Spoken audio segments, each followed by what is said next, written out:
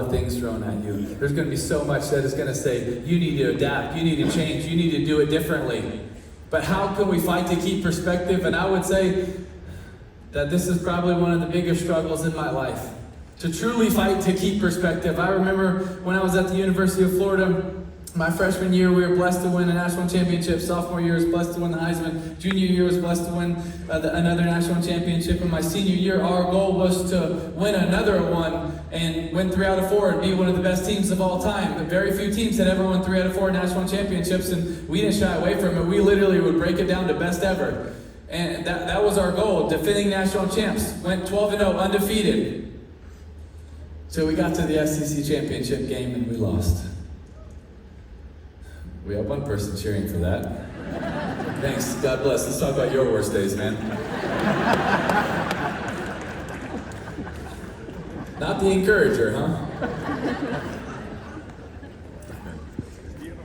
And I tell you, I was crushed. But it's not just because I was competitive and I would always take losing really hard. It's because my identity was in it. And that next week, I promise you, I would have been horrible to be around. And the next weekend, in Orlando, Florida, is the Home Depot Awards, which they give out the majority of the college football awards at this Home Depot event. And it's the night before the red carpet and the award ceremony. There's a banquet that all the players have to go to. And so I'm at this banquet. I'm just a few rows back at this banquet, sitting at our table, and they're bringing up the Alabama players, and then they're bringing up the Texas players because they're going to play in the national championship game. And I was sitting there watching this, just so ready to puke, you know.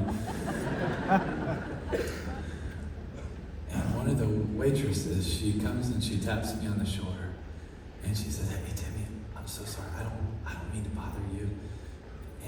And I said, "No, it's okay. What is it?" And she's like, "Hey, they told me not to talk to you or any of the athletes." I was like, "It's okay, please tell me." And they're like, "No, they seriously told me not to bother you." I'm like, "It's okay, just please tell me whatever it is." And she said, "There's a girl standing outside with her family, and she has a lot of illnesses and adversity, and she didn't really know how to explain it." And I said, "Okay." And she's just outside, and her and her family drove here from Virginia. That's a long way, to maybe see you or say hey to you.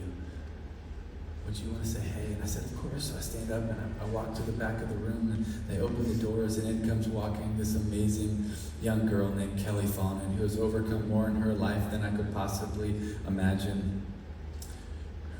She's had brain tumors and tremors and so many things that she's had to fight through her entire life. And Kelly is so excited to see me, and she has a hard time just taking the next step. And so she's shaking, and she's trying to take the next step and take the next step. And she's so excited, she's trying to get closer to me. And I'm trying to walk by all these people to get to the back of the room. And I try to get there as fast as I can, because every step she's trying to take is so hard, and I'm so nervous she's gonna fall. And so I get to the back of the room, and she opens her arms so wide, and she squeezes me, and she just squeezes me and squeezes me. And just one of the best hugs that I've ever had. And she's probably hugging me for a minute or so. And she just starts crying, and I couldn't help it. I started crying, and her parents were right behind her, and they started crying. My parents were right there, and they started crying. And literally, no one's even said a word yet.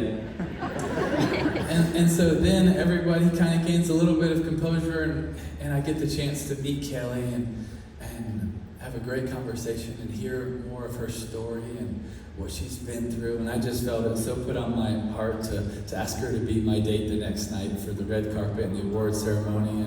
And thankfully she said yes.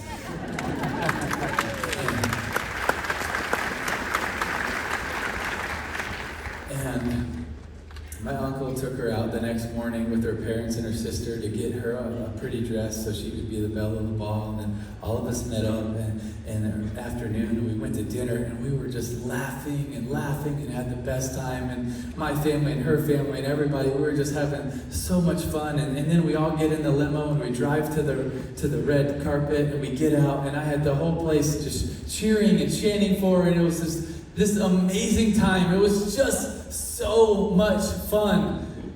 It really was so special.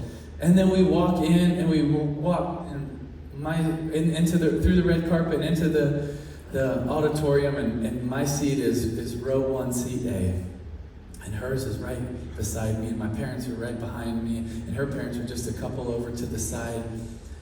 And we sit down, and the award show starts, and I believe I was up for 6 awards that night, the most I had ever been up for in one of these award shows. And they announced the first one, and I lose. And I was like, it's okay, no big deal. Tonight's about Kelly, it's totally fine. They announced the second one, and I lose.